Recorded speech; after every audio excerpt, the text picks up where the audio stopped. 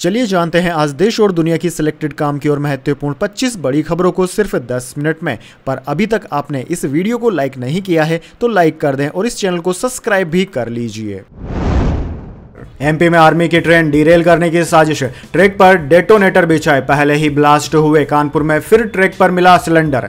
जी हां दोस्तों, मध्य प्रदेश के बुरहानपुर में ट्रेन डिरेल करने की साजिश में नया फैक्ट सामने आया है। दरअसल दोस्तों, रेलवे सूत्रों ने रविवार को बताया कि बुरहानपुर में सेना के जवान को ले जा रही ट्रेन में विस्फोट की कोशिश की गई थी। यह घटना 18 सितंबर की है। बुरहानपुर के नेपानगर में रेलवे ट्रैक पर डेटोनेटर बिछाए गए। हालांकि ट्रेन के पहुंचने से पहले ही कुछ डेटोनेटर फूट गए। इससे रेलवे अधिकारी अलर्ट हो गए और स्टेशन पर ट्रेन रुकवा दी गई। दोस्तों, बीते 24 घंटे में यूपी में भी ट्रेन डिरेल करने की घटनाएं सामने आई है। उत्तर प्रदेश के कानपुर में रविवार को प्रेमपुर स्टेशन के पास JTTN गुड्स ट्रेन को बेपटरी करने की साजिश रची गई थी। ट्रेन पर एक छोटा सिलेंडर रखा मिला। लोको पायलट ने सिलेंडर देखते इमरजेंसी ब्रेक लगाकर ट्रेन को 10 फीट पहले ही रोक लिया। घटना रविवार सुबह की है। चलिए दोस्तों, जान लेते हैं अगली खबर। इस्तीफे पर केजरीवाल बोले, लांछन के साथ नहीं जी सकता, ईमानदार लगूं तो वोट देना। भागवत से पूछा, मोदी के लिए 75 साल में रिटायरमेंट क्यों नहीं। जी हां दोस्तों, आम आदमी पार्टी के संयोजक अरविंद केजरीवाल ने रविवार को दिल्ली के जंतर मंतर पर जनसभा की। उन्होंने 2011 में हुए अन्ना आंदोलन और पहली बार चुनाव जीतने की घटना का जिक्र किया। कहा कि हम पहली बार में ही ईमानदारी के दम पर सत्ता में आ गए। इस्तीफे पर केजरीवाल ने कहा कि सत्ता और कुर्सी का लालची नहीं हूं मैं। भाजपा ने भ्रष्टाचारी और चोर कहा तो दुख हुआ। लांछन के साथ कुर्सी तो क्या सांस भी नहीं ले सकता हूं, जी भी नहीं सकता। अगला दिल्ली चुनाव मेरी अग्नि परीक्षा है। अगर ईमानदार लगूं तो ही वोट देना। दरअसल दोस्तों, आम आदमी पार्टी संयोजक ने संघ प्रमुख मोहन भागवत से 5 सवाल भी पूछे। उन्होंने कहा कि जब 75 साल में लाल कृष्ण आडवाणी, मुरली मनोहर जोशी और कलराज मिश्र जैसे नेताओं को रिटायर कर दिया गया तो यह नियम मोदी पर लागू क्यों नहीं होता। अमित शाह कह रहे हैं कि मोदी पर लागू नहीं होगा। भागवत जी जवाब दीजिए। दिल्ली शराब नीति केस में 13 सितंबर को जमानत पर बाहर आने के बाद केजरीवाल ने 17 सितंबर को सीएम पद से इस्तीफा दे दिया था। चलिए दोस्तों, जान लेते हैं अगली खबर। नरेंद्र मोदी के कंधे पर हाथ रखकर बाइडेन बोले, क्वाड बना रहेगा। यूएनएससी में भारत की परमानेंट सीट का समर्थन किया। प्रधानमंत्री बोले, हम किसी के खिलाफ नहीं। जी हां दोस्तों, प्रधानमंत्री नरेंद्र मोदी अमेरिका के दौरे के पहले दिन शनिवार को राष्ट्रपति बाइडेन के होम स्टेट डेलावेयर पहुंचे। यहां वे देर रात 1:30 बजे पहुंचे। अमेरिकी राष्ट्रपति जो बाइडेन ऑस्ट्रेलियाई प्रधानमंत्री एंथनी अल्बनीज और जापान के प्रधानमंत्री फूमियो किशिदा के साथ क्वाड समिट में शामिल हुए। दोस्तों, बैठक के बाद क्वाड लीडर्स के फोटोशूट में बाइडेन से अमेरिकी चुनाव के बाद संगठन के अस्तित्व को लेकर सवाल पूछा गया। इस पर बाइडेन ने प्रधानमंत्री मोदी के कंधे पर हाथ रखकर कहा कि क्वाड चुनाव के बाद भी बना रहेगा। दोस्तों, समिट के दौरान प्रधानमंत्री मोदी ने कहा था कि यह बैठक ऐसे समय हो रही है जब दुनिया संघर्षों से घिरी है। ऐसे में क्वाड का साथ मिलकर चलना जरूरी है। हम किसी के खिलाफ नहीं है। हम नियम आधारित अंतर्राष्ट्रीय व्यवस्था, क्षेत्रीय अखंडता और सभी मुद्दों के शांतिपूर्ण समाधान का समर्थन करते हैं। चलिए जान लेते हैं अगली खबर। तिरुपति लड्डू विवाद, आंध्र प्रदेश के डिप्टी सीएम बोले, भगवान से क्षमा मांगी, उपवास रख रहा, हिंदू चुप नहीं बैठेगा। मस्जिद चर्च में ऐसा होता तो देश भड़क उठता।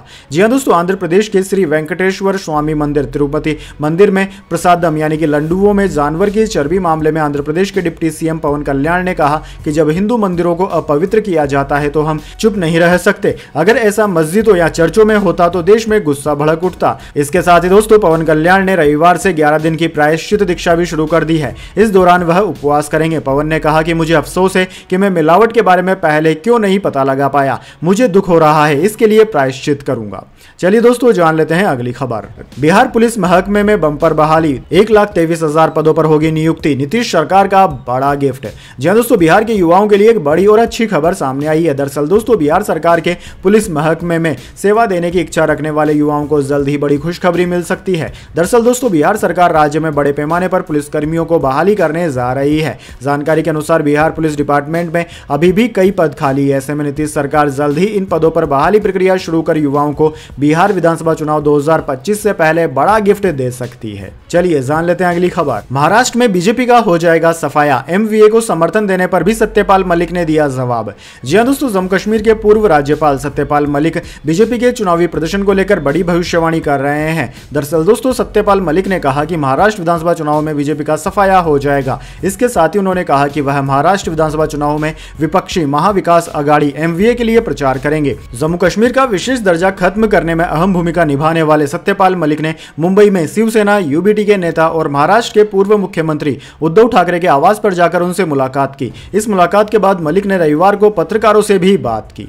चलिए दोस्तों जान लेते हैं अगली खबर। चंद्रबाबू नायडू ने लगाए टीडीपी पर निराधार आरोप, कार्रवाई हो। तिरुपति लड्डू विवाद में जगन रेड्डी की प्रधानमंत्री मोदी को चिट्ठी। जी हां दोस्तों, वाईएसआर कांग्रेस पार्टी के प्रमुख और आंध्र प्रदेश के पूर्व मुख्यमंत्री वाईएस जगनमोहन रेड्डी ने प्रधानमंत्री मोदी को चिट्ठी लिखी है। चिट्ठी में उन्होंने आंध्र प्रदेश के मुख्यमंत्री चंद्रबाबू नायडू द्वारा तिरुमला तिरुपति देवस्थानम मंदिर पर लगाए गए निराधार आरोपों के खिलाफ त्वरित कार्रवाई की मांग की। वाईएस जगन रेड्डी ने मुख्यमंत्री नायडू द्वारा तिरुमला लड्डू के निर्माण में इस्तेमाल होने वाले घी की शुद्धता पर उठाए गए सवालों की कड़ी निंदा की। उन्होंने कहा कि चंद्रबाबू नायडू के ये गैर जिम्मेदाराना और राजनीतिक रूप से प्रेरित बयान करोड़ों हिंदू भक्तों की भावनाओं को ठेस पहुंचा रहे हैं और विश्व प्रसिद्ध टीटीडी की पवित्रता को धूमिल कर रहे हैं। उन्होंने इस बात पर जोर दिया कि टीटीडी में प्रसादम तैयार करने के लिए इस्तेमाल होने वाली सामग्रियों की गुणवत्ता सुनिश्चित करने के लिए सख्त प्रक्रियाएं और गुणवत्ता जांच की जाती है। उन्होंने बताया कि घी की खरीदारी में ई टेंडरिंग प्रक्रिया, एनपीएल प्रमाणित लैब टेस्ट और कई स्तरीय जांच शामिल है। उन्होंने यह भी बताया कि तेलुगु देशम पार्टी के शासन के दौरान भी ऐसी ही प्रक्रियाएं लागू की गई थी। चलिए दोस्तों जान लेते हैं अगली खबर। सरकारी जांच के दायरे में नेटफ्लिक्स इंडिया ओटीटी प्लेटफॉर्म पर वीजा वायोलेशन, रेशियल डिस्क्रिमिनेशन और टैक्स चोरी का आरोप। जी हां दोस्तों, OTT platform Netflix India visa violation, racial discrimination, tax चोरी और कई बिजनेस प्रैक्टिस इरेगुलरिटीज के लिए सरकारी जांच के दायरे में आ गई है। राइटर्स ने एक सरकारी ईमेल का हवाला देते हुए इस बात की जानकारी दी। दरअसल दोस्तों, इस जांच के बारे में 20 जुलाई को भारत की होम मिनिस्ट्री के foreign regional registration officer FRRO के एक अधिकारी दीपक यादव द्वारा नेटफ्लिक्स की भारत में बिजनेस एंड लीगल अफेयर्स की पूर्व डायरेक्टर नंदिनी मेहता को भेजे गए ईमेल से पता चला है। चलिए दोस्तों जान लेते हैं अगली खबर। भारत चेन्नई टेस्ट जीता, बांग्लादेश को 280 रन से हराया। अश्विन का शतक, 6 विकेट भी लिए, 3 इंडियन बैटर्स की सेंचुरी। जी हां दोस्तों, भारत ने बांग्लादेश के खिलाफ 2 टेस्ट मैचों की सीरीज का पहला मुकाबला 280 रनों से जीत लिया। इस जीत से टीम इंडिया ने सीरीज में 1-0 की बढ़त हासिल कर ली है। दूसरा मुकाबला 27 सितंबर से कानपुर के ग्रीन पार्क स्टेडियम में खेला जाएगा। दोस्तों, चेपाक स्टेडियम में रविवार को मैच के चौथे दिन भारतीय टीम ने 515 रन चेज कर रही बांग्लादेश को दूसरी पारी में 234 रन पर ऑल आउट कर दिया। इससे पहले भारतीय कप्तान रोहित शर्मा ने 4 विकेट पर 287 रन पर दूसरी पारी घोषित की थी और बांग्लादेश को 515 रन का टारगेट दिया था। टीम इंडिया ने पहली पारी में 376 रन बनाए थे। जवाब में बांग्लादेश की पहली पारी 149 रन पर ही सिमट गई। चलिए जान लेते हैं अगली खबर। इजरायली प्रधानमंत्री नेतन्याहू की हिजबुल्लाह को वार्निंग, बोले अगर अब भी नहीं समझे तो हमें समझाना आता है। जी हां दोस्तों, मिडिल ईस्ट में छिड़े जंग के माहौल से दुनिया भर के देशों में चिंता का माहौल है। हाल ही में लेबनान में 3000 पेजर और दर्जनों वॉकी टॉकी में एक साथ ब्लास्ट होने के बाद हिजबुल्लाह चीफ ने इजराइल पर रॉकेट हमले का दावा किया है। इसी बीच इजराइल के प्रधानमंत्री बेंजामिन नेतन्याहू ने रविवार को हिजबुल्लाह को चेतावनी जारी की। इजराइल के प्रधानमंत्री बेंजामिन नेतन्याहू ने कहा कि तेल अवीव ने हाल ही के दिनों में लेबनान में सशस्त्र समूह हिजबुल्लाह पर ऐसे हमले किए हैं जिस तरह से वह सोच भी नहीं सकता। राइटर्स की रिपोर्ट के मुताबिक नेतन्याहू ने कहा कि यदि हिजबुल्लाह ने इस मैसेज को नहीं समझा तो मैं आपसे वादा करता हूं कि वह यह मैसेज समझ जाएगा। चलिए दोस्तों जान लेते हैं अगली खबर। मेरी चमड़ी मोटी नहीं, चोर भ्रष्टाचारी कहने पर मुझे फर्क पड़ता है, केजरीवाल ने बताया क्यों छोड़ी सीएम की कुर्सी।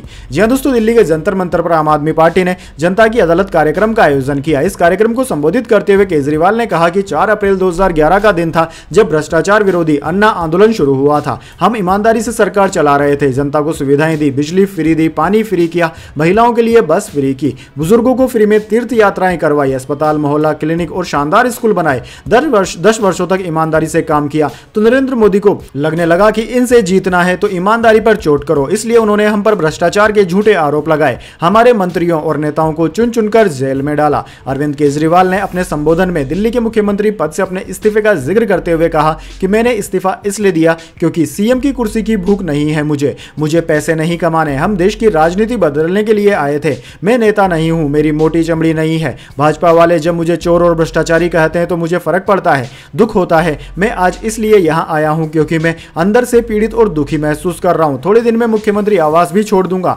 आज मेरे पास घर भी नहीं है लेकिन लोगों का प्यार खूब मिला है। दिल्ली के कई लोगों का मैसेज आया कि आप मेरे घर में आकर रहो। चलिए दोस्तों जान लेते हैं अगली खबर। महाराष्ट्र चुनाव से पहले महायुति में सीटों को लेकर रसाकसी, अठावले ने रखी 10 से 12 सीटों की मांग।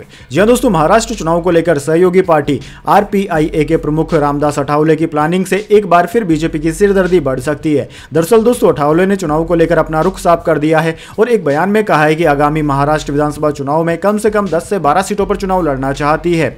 RPIA प्रमुख अठावले ने बताया कि उनकी पार्टी अपने चुनाव चिन्ह पर चुनाव लड़ेगी और विदर्भ क्षेत्र में 3-4 सीटों की मांग करेगी, जिसमें उत्तर नागपुर, उमरेड नागपुर, उमरेरखर, यवतमाला और वाशिम के क्षेत्र शामिल है। बीजेपी सीट शेयरिंग को लेकर पहले से ही मुश्किलों का सामना कर रही है, जहां पार्टी की सहयोगी शिवसेना और एनसीपी की सीट बंटवारे पर अपनी अपनी इच्छाएं और मांगे हैं।